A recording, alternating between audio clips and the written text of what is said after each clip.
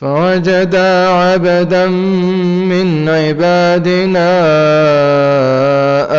آتيناه رحمة من عندنا وعلمناه من لدنا علما.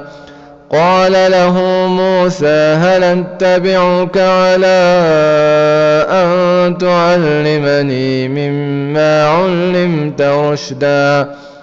قال إنك لن تستطيع معي صبرا وكيف تصبر على ما لم تحط به خبرا؟ قال ستجدني إن شاء الله صابرا ولا أعصي لك أمرا. قال فإن اتبعتني فلا تسألني عن شيء حتى أحدث لك منه ذكرا. فانطلقا حتى إذا ركبا في السفينة خرقها قال أخرقتها لتغرق أهلها لقد جئت شيئا إمرا. قال ألم قل إنك لن تستطيع معي صبرا؟ قال لا تواخذني بما نسيت ولا ترهقني من أمري عسرا. فانطلقا حتى إذا لقيا غلاما فقتله. قال أقتلت نفسا زاكية بغير نفس لقد جئت شيئا نكرا. قال ألم قل لك إنك لن تستطيع معي صبرا؟ قال إن سألتك عن شيء بعدها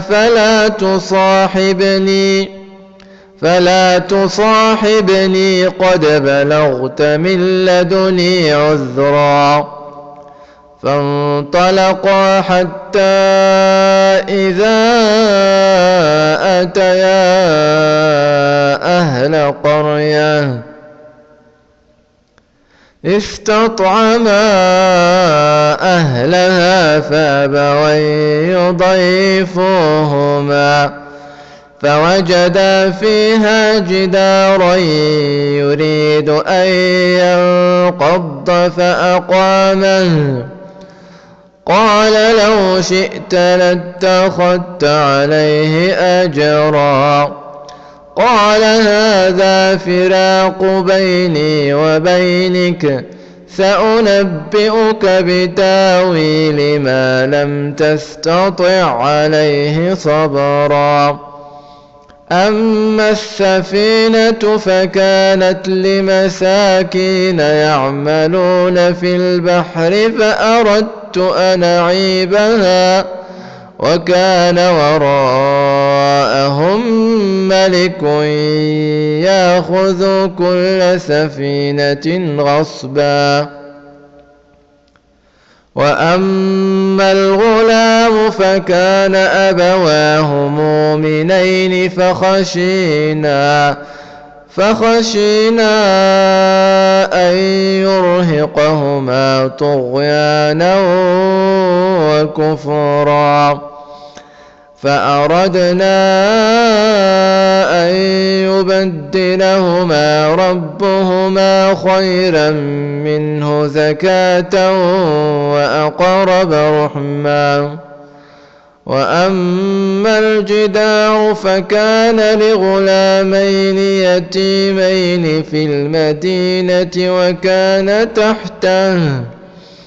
وكان تحته كنز لهما وكان أبوهما صالحا فأراد ربك أن يبلغا أشدهما ويستخرجا كنزهما رحمة من ربك وما فعلته عن أمري ذلك تاويل ما لم تسطع عليه صبرا